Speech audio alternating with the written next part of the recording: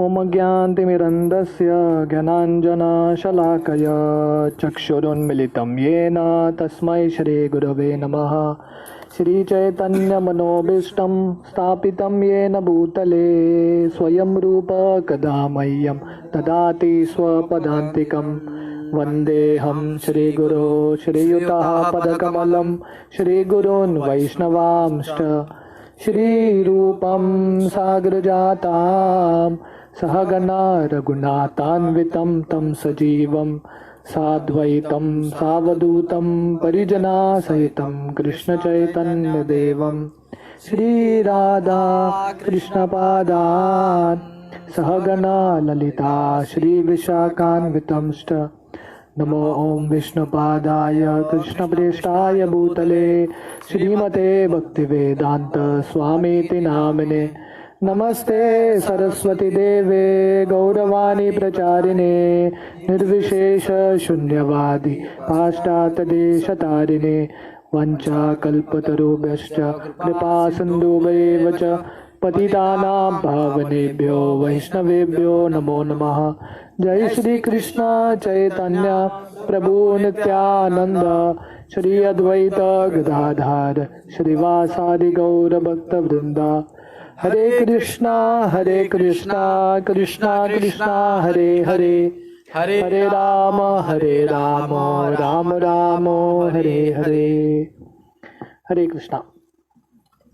तो ये तीसरे अध्याय का लास्ट 2 श्लोका बाकी है और स्पेशली ये जो सेकंड लास्ट श्लोक है बहुत इंपॉर्टेंट श्लोक है। टेक्स्ट 43 कृष्णे स्वधाम अपगते धर्म ज्ञानादिभिः सह कलो नष्ट दृशामेश पुराणार्कोदनोदितः। This Bhagavad Puran is as brilliant as the sun, and it has arisen just after the departure of Lord Krishna to his own abode, accompanied by religion, knowledge, etc. Persons who have lost their vision due to the dense darkness of ignorance in the age of Kali shall get light from this Puran.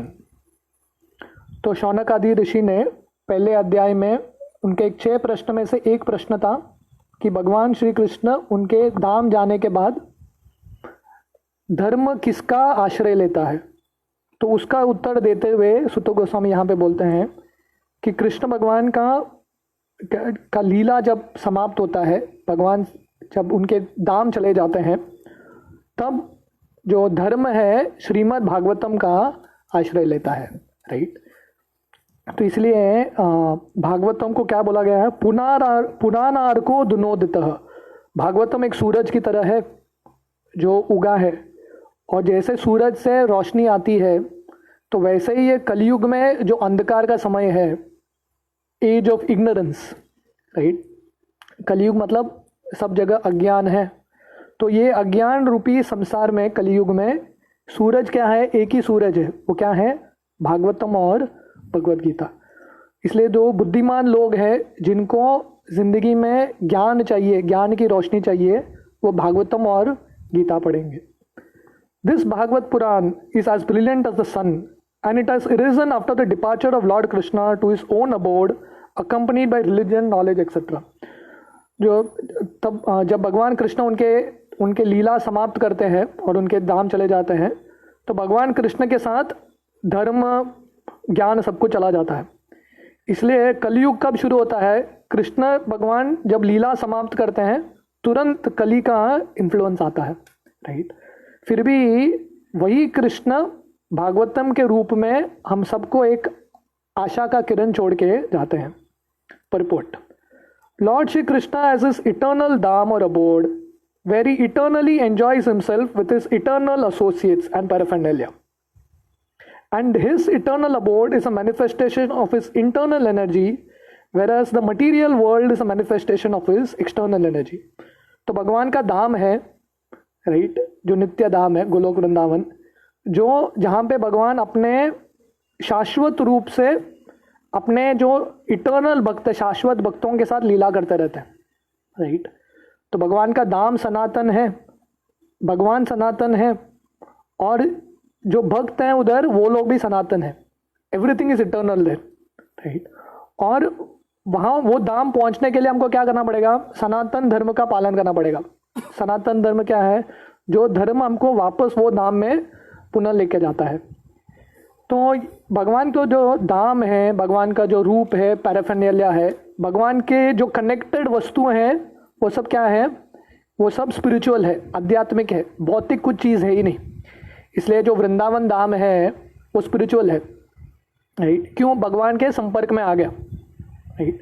जैसे हम भगवान को फूल चढ़ाते हैं, right.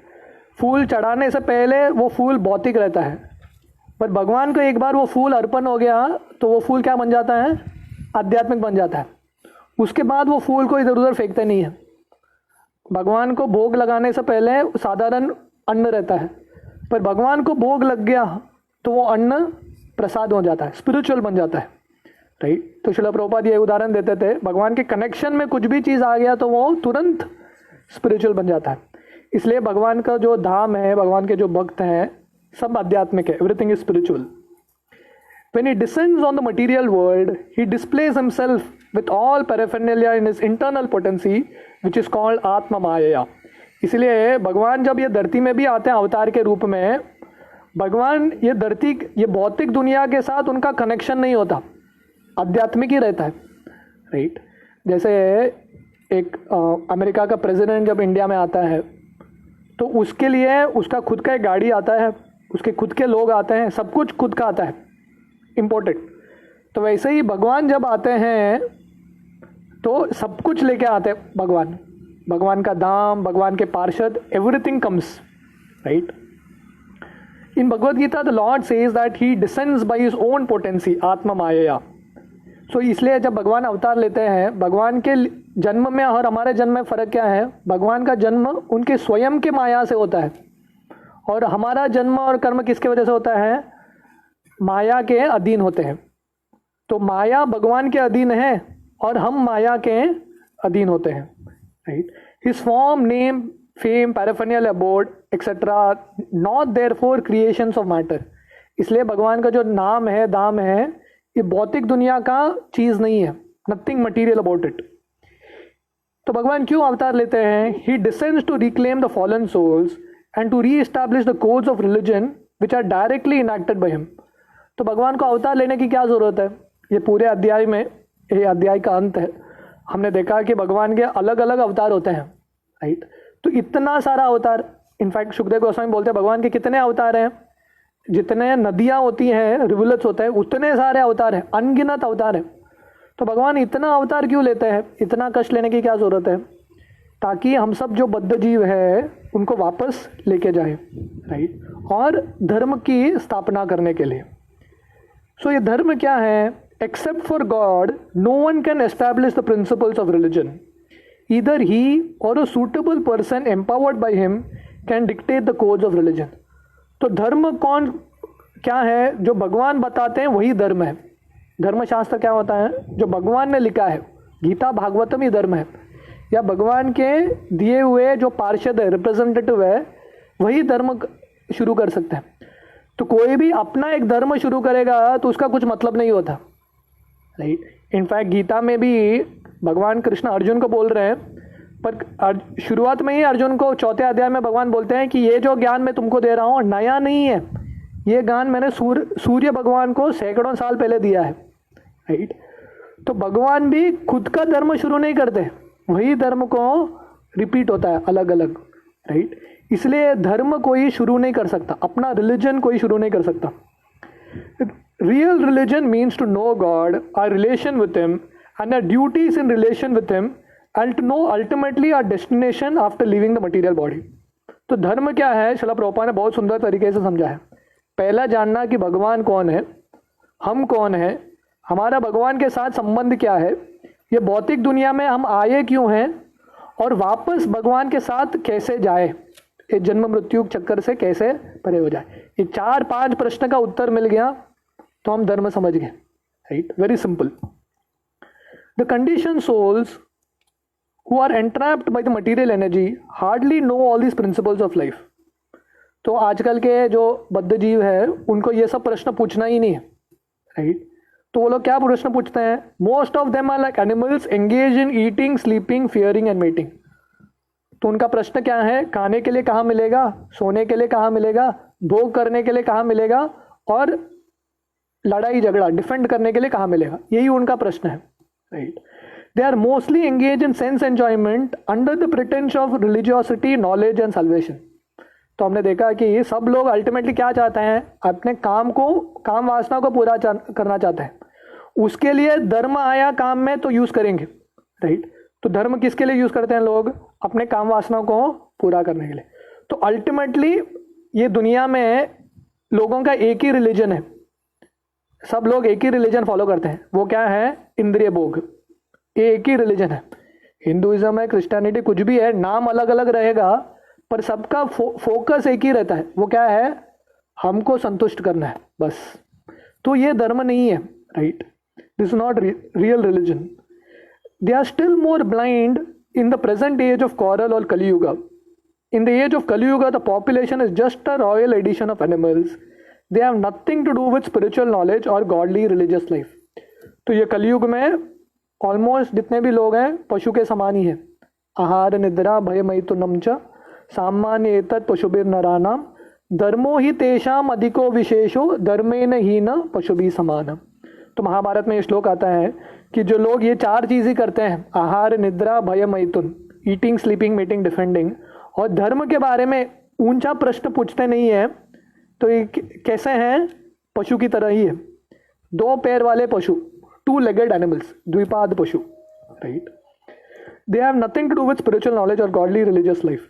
They are so blind that they can not see anything beyond the jurisdiction of the subtle mind, intelligence and ego, but they are very much proud of their advancement in knowledge, science and material prosperity. तो अंधे हैं, उनको सही दिशा क्या है वो कुछ पता नहीं है, अहंकार के वजह से अंधे हैं, और उनको लगता है कि बहुत खुश है, very happy in their own world. हाँ, जैसे एक अंधा आदमी रहता है, राइट, सामने खाई है कि कुछ है उसको पता ही नहीं, वो चलता रहता है, राइट। तो ये सिविलाइजेशन क्या है? Blind following the blind. ये दुनिया में एक अंधा आदमी दूसरे अंधे आदमी को बोल रहा है मेरे पीछे चलो, तो अंधे आदमी के पीछे और एक अंधा आदमी चलेगा तो क्या होने वाला है? दोनों खाई में गिरने वाले हैं, राइट। तो ये भौतिक दुनिया में कलयुग में जो लीडर्स हैं, जो फॉलोअर्स हैं, दोनों नरक में जाने वाले हैं, क्योंकि किसी को दिशा पता नहीं है। तो वो दिशा समझने के लिए, समझाने के लिए भागवतम आया है, टॉर्च लाइट की तरह, राइट, दिशा दिखाने के लिए। They can risk their lives to become a dog or hog just after leaving the present body, for they have completely lost sight of the ultimate aim of life. तो दुनिया के लोग इतने पागल हैं कि उनको समझ में नहीं आ रहा है कि उनका अगला योनि क्या होने वाला है। जैसे ये कैलाश का स्टोरी आता है, आप लोगों ने सुना है कैलाश का स्टोरी? तो एक कैलाश करके एक व्यक्ति था जो अपने परिवार से बहुत आसक्त था, बहुत मेहनत किया था, बहुत गरीब था, बहुत मेहनत करके उसने घर बांधा, बच्चे पैदा किया, उसके पोते भी होने लगे। तो एक बार नारद मुनि आके उनको बोलता है, कैलाश देखो तेरा समय हो रहा है, तू चल मेरे साथ, मैं तुमको भगवत धाम लेके जाऊंगा। तो कैलाश बोलता है, देखो नारद मुनि, मेरा अभी भी थोड़ा काम बाकी है, मेरे बच्चे अभी भी नालायक हैं, अब तक मैच्योर नहीं हुए, रिस्पॉन्सिबल नहीं हुए, घर का देखभाल मुझे करना पड़ेगा, मैं थोड़ी समय बाद आता हूँ, आप थोड़ा घूम के आ जाओ और कोई कैंडिडेट ढूंढ लो, मैं बाद में आता हूँ। तो नारद मुनि चले गए। बाद में आके देखा तो कैलाश को ढूंढ रहे नारद मुनि, कैलाश दिख नहीं रहा है। कैलाश का एक तस्वीर लगाए उधर, हार लटकाए उसके ऊपर। तो नारद मुनि बोले, कैलाश मैं तुमको बोला था समय बहुत कम है, भगवान की भक्ति करो। तो उधर से एक आवाज़ आता है, एक कुत्ते का आवाज़, और कुत्ता बोलता है, नारद मुनि मैं अभी भी इधर ही हूँ, सिर्फ शरीर चेंज हो गया है, कुत्ते के रूप में इधर पैदा हो गया, क्योंकि घर के प्रति बहुत आसक्ति था।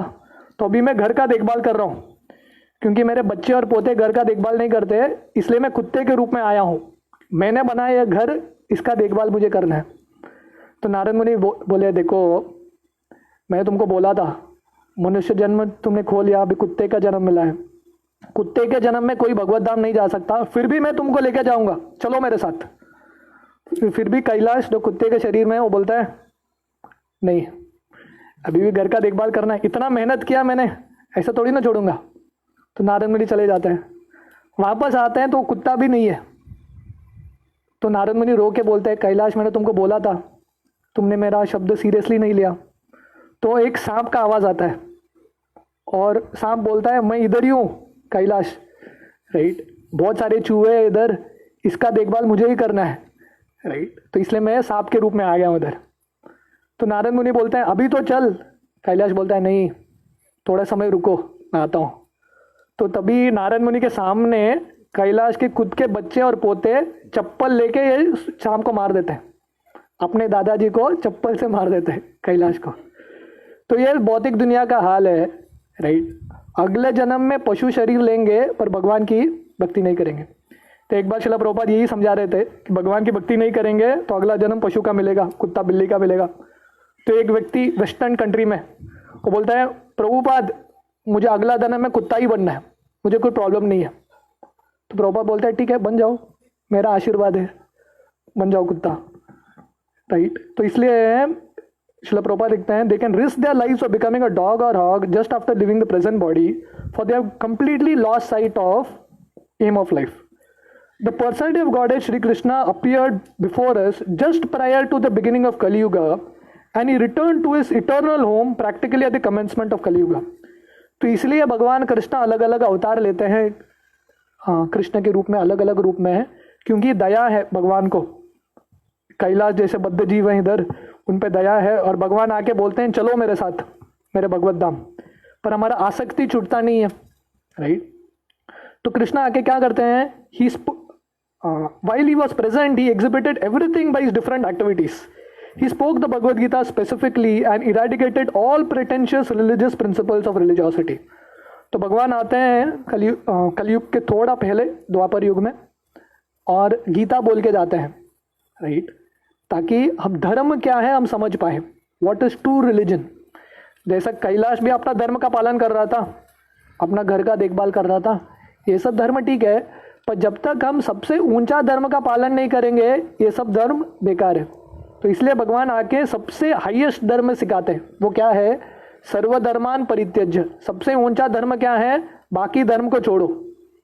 ऊंचा धर्म पाना है तो नीचे का धर्म छोड़ना पड़ेगा और भगवान के शरणागत आना पड़ेगा, right. And prior to his departure from the material world, he empowered Srila Vyasdev through Narad to compile the messages of the Srimad Bhagavatam, and thus both the Bhagavad Gita and Srimad Bhagavatam are like torch bearers for the blind people of this age. और भगवान जाने से पहले व्यासदेव को प्रेरणा देते हैं, हम अगले अध्याय में देखेंगे व्यासदेव को प्रेरणा कैसे मिलता है भागवतम लिखने का। तो व्यासदेव को प्रेरणा देते हैं कि आप भागवतम लिखो। तो गीता के रूप में भागवतम के रूप में है, ये दो टॉर्च है कलयुग में, जो अंधेरे के समय है ये दो एक टॉर्च है। तो किसी के पास ये टॉर्च रहेगा ये कलयुग के अंधेरे से निकल जाएगा। जैसे कोई वन में फॉरेस्ट में फंस गया और पूरा अंधेरा है, अमावस्या का दिन है, तो कुछ दिखता नहीं है सामने, कौन सा टर्न लेना पता नहीं चलता।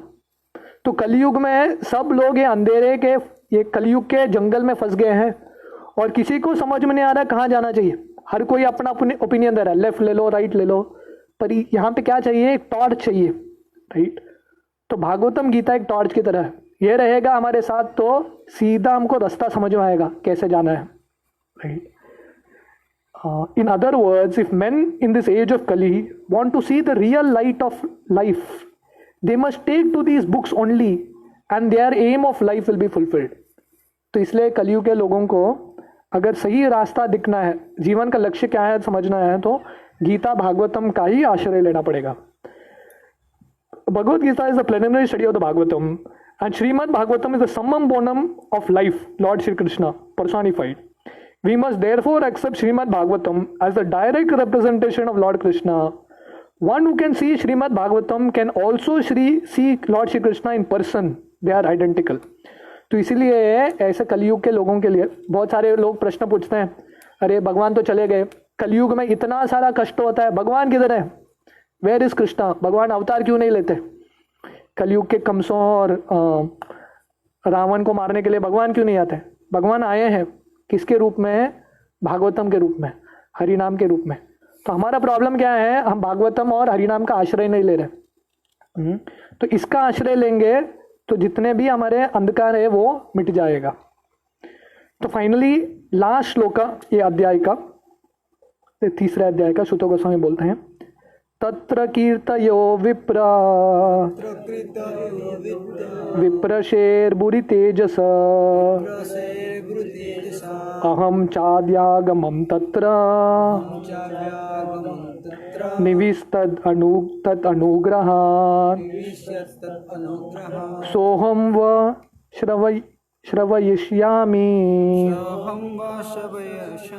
यथादितं यथामति। O learned Brahmanas, when Shukdev Goswami recited Bhagavatam there in the presence of Emperor Parikshit, I heard him with rapt attention, and thus by his mercy I learned Bhagavatam from that great and powerful sage. Now I shall try to make you hear the same very thing as I learned it from him and as I have realized it. तो सुतो गोस्वामी शौनक आदि ऋषि को बोल रहे हैं, हे ब्राह्मण, जब शुकदेव गोस्वामी परीक्षित महाराज को वो कथा सुना रहे थे भागवतम, जब परीक्षित महाराज को श्राप मिला था 7 दिन में उनकी मृत्यु होगी, तो उसी कथा में मुझे भी उपस्थित होने का लाभ मिला, द फॉर्चून। और मैंने कथा कैसे सुना, रैप्ट अटेंशन, बहुत ध्यान से मैंने सुना, राइट। तो भागवतम कैसे सुनना है, विथ अटेंशन, बहुत ध्यान से। आप भागवतम में देखेंगे परीक्षित जब सुखदेव गोस्वामी से भागवतम सुनते हैं, सुखदेव गोस्वामी कुछ भी बोलते हैं और परीक्षित को समझ में नहीं आया तो तुरंत प्रश्न पूछते हैं, very sharp and very alert, right, सो नहीं जाते, वेरी अलर्ट। तो इसलिए सुत गोस्वामी ने कैसे सुना Bhagavatam, with great attention and by his mercy, और सुखदेव गोस्वामी की कृपा से वो भागवतम समझ पाए, राइट। तो भागवतम समझने का 2 तरीका, पहले तो बहुत ध्यान से सुनना है, और दूसरा जब गुरु की कृपा होगी तभी यह ज्ञान हृदय में प्रकाशित होगा। गुरु के कृपा के बिना यह ज्ञान समझ में नहीं आएगा, बुद्धि के स्तर पे ही रहेगा। तो इसलिए बोल रहे हैं, now I shall try to make you hear with very same thing. तो अभी मैंने जितना समझा है, यथादीतम यथामति, जितना मैंने समझा है और जितना मैंने साक्षात्कार पाया है उतना मैं आपको समझाऊंगा, राइट। तो भागवतम क्या है, सुनना कैसे, पहले स्टूडेंट कैसे बनना है, रैप्ट अटेंशन से सुनना है और दूसरों को बताना है ज्ञान, प्रीचिंग, राइट। तो कौन सा अच्छा प्रचारक बन सकता है, जो अच्छा सुनता है अच्छे तरीके से। श्रील प्रभुपाद, हम सब जानते हैं श्रील प्रभुपाद ने इस्कॉन शुरू किया। अभी के टाइम पे इस्कॉन में पूरे दुनिया में 700 से ज़्यादा सेंटर्स हैं, लाखों भक्त हैं। तो श्रील प्रभुपाद का सक्सेस का फॉर्मूला क्या था। श्रील प्रभुपाद जब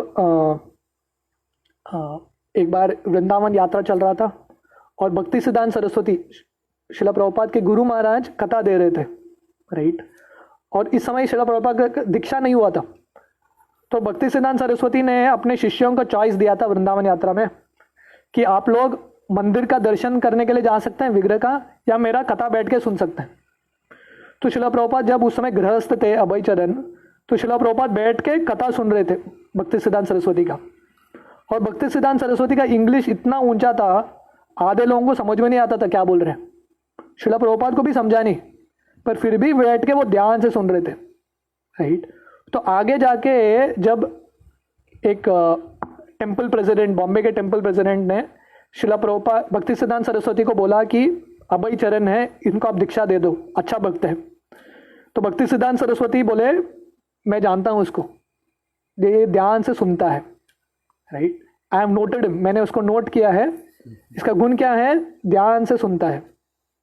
इसलिए श्रील प्रभुपाद इतना अच्छा प्रचारक बन सके, क्यों, ध्यान से सुन रहे थे। तो वैसे ही सुत गोस्वामी यहाँ पे ध्यान से सुनते हैं और वही चीज एज इट इज रिपीट करते हैं। तो गुरु का क्या काम क्या है, गुरु एक पोस्टमैन की तरह है। पोस्टमैन क्या करता है, जो लेटर है वो ऐसे ही आके किसी को दे देता है, वो लेटर खोल के अपना खुद का लिखता नहीं है। अगर कुछ मनी ऑर्डर है, पैसे लेके आपके जेब में डालता नहीं है, एज इट इज डिलीवर कर देता है। तो गुरु का काम क्या है, जैसे सुना एज इट इज डिलीवर करना। Purport. One can certainly see directly the presence of Lord Krishna in the pages of Bhagavatam. If one has heard it from a self realized great soul like Sukhdev Goswami. Srila Prabhupada बोलते हैं कि भगवान श्री कृष्ण को साक्षात हम भागवतम के पन्नों में देख सकते हैं। भागवतम के हर एक पन्ने में से कृष्ण उठ के आ सकते हैं। अगर हम भागवतम सुखदेव गोस्वामी जैसे गुरु के परंपरा में जो आ रहे हैं, ऐसे गुरु से हम सुनेंगे तो भागवतम हम कृष्ण को भागवतम में देख सकते हैं। One can not however learn Bhagavatam from a bogus hired reciter whose aim of life is to earn money out of such recitation and employ the earning in sex indulgence। तो श्रील प्रभुपाद बोल रहे हैं भागवतम हम जो व्यक्ति हैं जो भागवत के ऊपर बिजनेस करते हैं, भागवत कथा करते हैं और उस पर कमाई करते हैं, इन लोगों से हम भागवत समझ नहीं सकते, right. One can learn Shrimad Bhagavatam no one can learn Srimad Bhagavatam who is associated with persons engaged in sex life. That is the secret of learning Bhagavatam.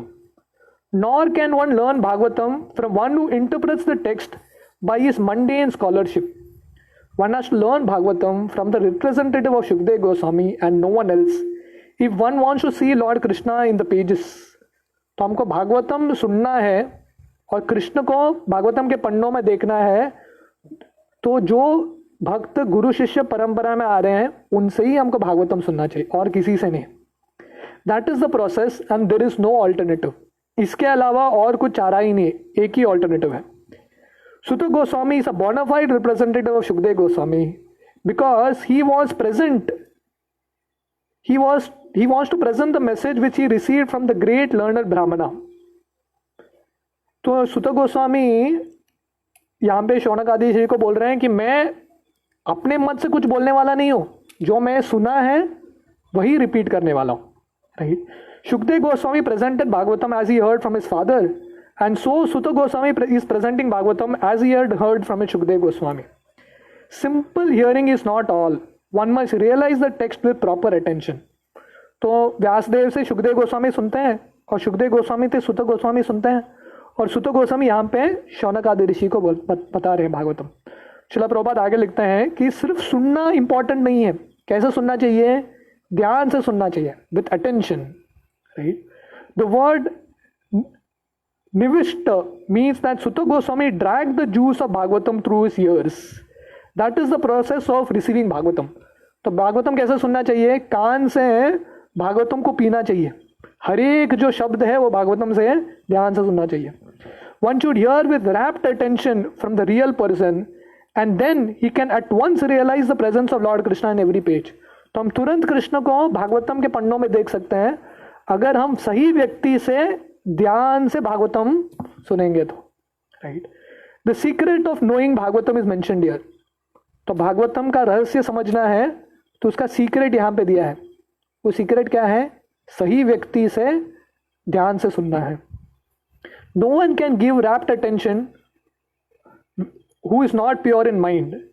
No one can have a pure mind who is not pure in action. Srila Prabhupada बोलते हैं ध्यान से कोई सुन नहीं सकता अगर उसका मन शुद्ध नहीं है, अगर और किसी का कार्य शुद्ध नहीं है उसका मन शुद्ध नहीं होगा।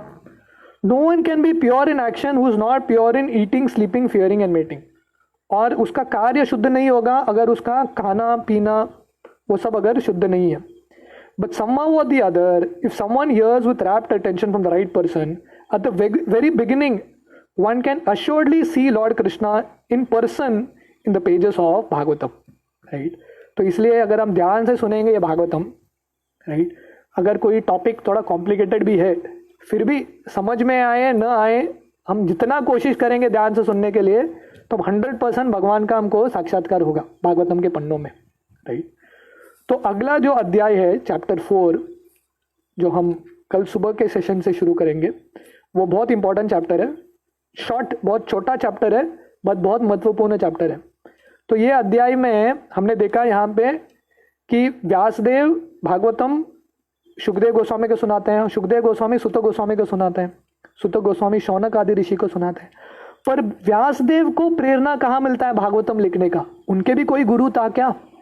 तो व्यासदेव को प्रेरणा कहाँ से मिलती है और व्यासदेव के गुरु कौन है, राइट, वो अगले अध्याय में आता है चैप्टर 4। तो हम ये अध्याय में चैप्टर 4 में देखेंगे कि कैसे व्यासदेव पूरे वेद लिख डाले, सब वेद लिख लिया उन्होंने, फिर भी उनके हृदय में संतुष्टता नहीं था, सेटिस्फैक्शन नहीं था, फिर भी वो दुखी थे इतना सब कुछ लिखने के बाद। तब जाके उनके गुरु आते हैं नारद मुनि, और नारद मुनि डायग्नोसिस करते हैं। जैसे एक पेशेंट होता है और डॉक्टर आके बोलता है ये बीमारी है तुम्हारा, तो वैसे व्यासदेव जो सबके गुरु हैं उनके भी गुरु थे नारद मुनि, और नारद मुनि आके सीधा बोलते हैं ये तुम्हारा प्रॉब्लम है, इसके वजह से तुम्हारे हृदय में संतुष्टता नहीं है, आनंद नहीं है, और ये करोगे तो तुमको सही में आनंद मिलेगा। तो अगले अध्याय छोटा अध्याय है पर बहुत इंपॉर्टेंट अध्याय है व्यासदेव के जिंदगी के बारे में। व्यासदेव ने भागवतम क्यों लिखा, उनका इंस्पिरेशन क्या था। हरे कृष्णा।